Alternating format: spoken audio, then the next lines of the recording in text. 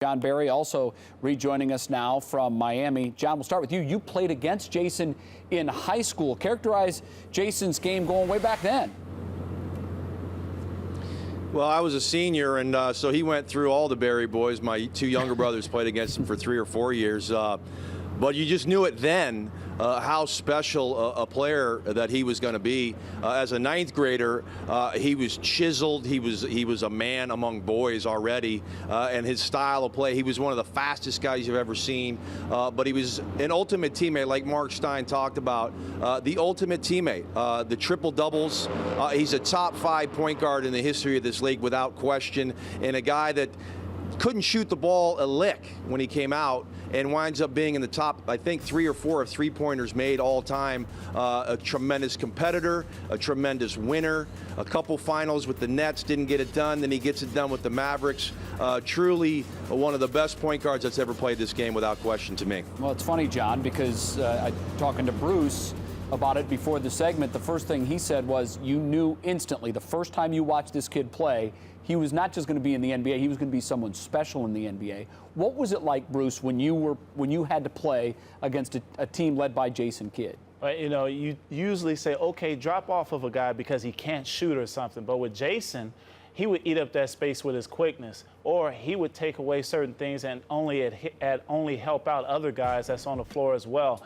These are things that, you know, he was definitely a throwback old school type of point guard as far as getting others involved. What I remember most in Dallas about him is that you had a team with Jamal Mashburn, you had a team, you know, and Popeye Jones. Popeye is the one I remember the most. That Jason was so infectious. He throw a no-look pass, and everybody else think they can throw a no-look pass. And it's like, Popeye, you just threw it out of bounds. You stick to what you're doing, rebound that basketball, putbacks. But it was just, he was so special. Even going back, I'm going to go back a little further when he was at Cal, when they beat Duke and the crossover on Hurley. That was a moment where you like this California team coming out of nowhere with this point guard. And I remember Grant Hill one time said, ooh, watch this, watch this. It was right in the play where Jason sets up Bobby Hurley for the crossover before crossovers were so popular. But he was able to do it at 6'4", and he had a motor that he kept going. So it wasn't like you saw him winded. I think part of that was due to his soccer skills. Well, John, of all the skills needed to play point guard and play it effectively in the NBA, what was it? What one thing did Jason bring to the court that separated him from all the other greats? Well, I just think he played the point guard position like it's supposed to be played, which is not really the case nowadays. Nowadays, you got to be a 20-point scorer to be a point guard, a dynamic guy that can break you off the dribble. He made everybody better. That's what you do as a point guard, and he thought 3-4 plays ahead. I think he had the greatest basketball mind that I had seen, that I played against. He could just sense the game. He knew where guys were going to be, the anticipation, and again, the athleticism. I mean, we don't remember that because of the last couple of years, he obviously hasn't been that type of guy. But man, fast, strong, quick, and the anticipation that he used, he was something special. And I thought Bowen was going to say something about, you know, not being able to shoot a lick. That's what he had in common with Jason. You and Jason had a lot in common, huh? I figured he would do that. Only a Barry would do something like that. Yeah, well, he got you on that one. No, he doesn't. Don't fall into Barry's trap. He got you on that one. Don't fall.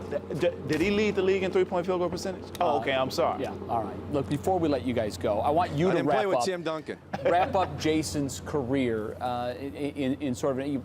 John had high praise, said he's one of the greatest point guards ever to play. He played in an era of really good point guards at a time when Steve Nash played and also Stockton. Where does he fit in with these guys? Well, I think he fits in the top. It's more about what you do to separate yourself from others. And he wasn't one of those guys that was going to average 25 points a game and things like that. He stuck to his strengths, and his strengths were making other guys better. And you cannot defend that definitively when it comes to saying he's not one of the best. So there you have it. All right. Don't remember his last 10 playoff games where he didn't score a single point. Remember the early years, even the middle years for Jason Kidd. He was fun to watch.